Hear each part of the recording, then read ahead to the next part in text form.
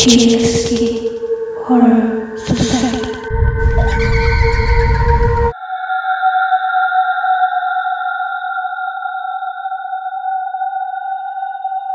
अस्सलाम वालेकुम दोस्तों, उम्मीद है आप सब लोग खैरियत से होंगे। तो दोस्तों, आज जो वाक़या मैं आपके साथ शेयर कर रही हूँ वो कराची की मशहूर जगह से वाबस्ता है।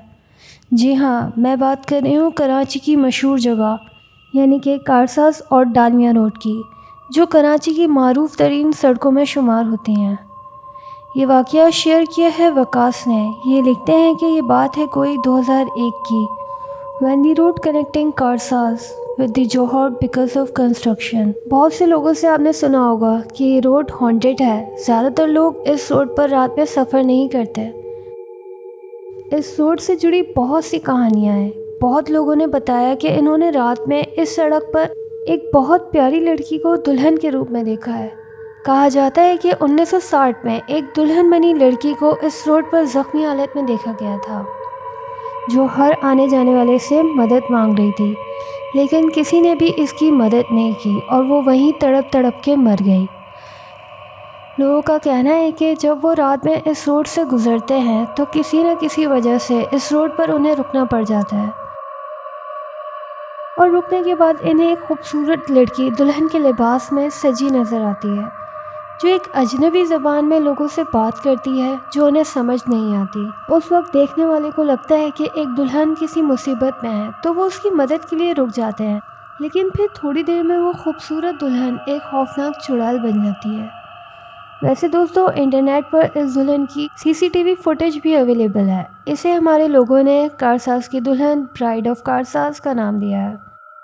कारसाज की दुल्हन कौन है, इसकी असल वजह क्या है, वो अब तक एक राज ही है। वापसी आते हैं वकास की कहानी पर, जो रहते हैं गुलिस्तान जौहर पर। ये एक आम से मुलाजिम थे स्कूल में जो क्लिफ्टन पर था। जिस दिन इनके साथ ये वाक़या हुआ तो वो इस दिन देर रात तक स्कूल में काम कर रहे थे, क्योंकि अगले दिन स्कूल में कोई फंक्शन था। वकास ने अपना काम ख़त्म किया और पेट्रोल डलवाते हुए अपने घर की तरफ रवाना हुए। फिर सिंधी मुस्लिम से गुज़रते वक्त इन्होंने सोचा कि अपनी फैमिली के लिए कुछ अच्छा सा खाने पीने के लिए ले लूँ, क्योंकि सिंधी मुस्लिम की दुकानें देर रात तक खुली रहती हैं। खैर, रात के 1:20 हो रहे थे। खाना लेने के बाद वो तेज़ी से कारसाज रोड की तरफ निकले, क्योंकि वापसी में बहुत देर हो गई थी। वकास को लंबा रास्ता नहीं लेना था अपने घर पहुंचने के लिए। उस वक्त रोड पर सिर्फ वकास की गाड़ी नज़र आ रही थी और पूरे रोड पर सन्नाटा था। जैसे ही वकास की गाड़ी कब्रिस्तान पर पहुंची तो उनकी गाड़ी का लेफ़्ट टायर पंचर हो गया था। फिर वकास ने अपनी गाड़ी एक साइड पर पार्क करी और अपनी गाड़ी का टायर चेंज करने लगा। वकास की राइट साइड पर कब्रिस्तान था और दूसरी साइड से वकास को आराम से सारी कब्रें दिख रही थी। डर तो बहुत लग रहा था, लेकिन वकास ने सोचा जल्दी बस टायर चेंज करे और निकले वहाँ से। वकास अपना माइंड चेंज करने के लिए अपने बच्चों के बारे में सोचने लगा कि इन्होंने खाना खाया होगा, वो जाग रहे होंगे कि नहीं। रात के 2:30 बज रहे थे। अचानक से वकास को इस सुनसान रोड पर कब्रिस्तान की तरफ से एक चीज़ चलती हुई नज़र आई। वो डर गया, लेकिन वकास ने इस पर ध्यान नहीं दिया और अपना ध्यान कहीं और कर लिया और जल्दी जल्दी टायर चेंज करने लगा। और टायर चेंज करके वकास ने अपनी गाड़ी स्टार्ट की और अपने घर की मंजिल की तरफ रवाना हो गया। तकरीबन 400 मीटर दूर वकास को सड़क पर एक बहुत प्यारी लड़की दुल्हन का लिबास पहने नजर आई, जो गले में ताज़े फूलों का हार पहनी हुई थी और बहुत से जेवर भी पहने हुए थे इसने।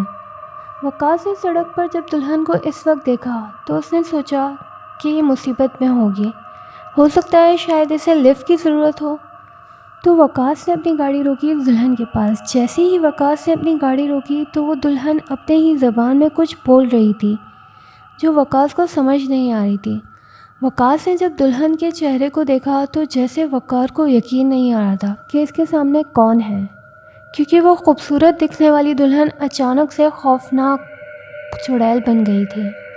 उसके पास से बहुत गंदी बदबू आना शुरू हो गई थी, जैसे कि वो 1 हफ्ते पुरानी डेड बॉडी हो।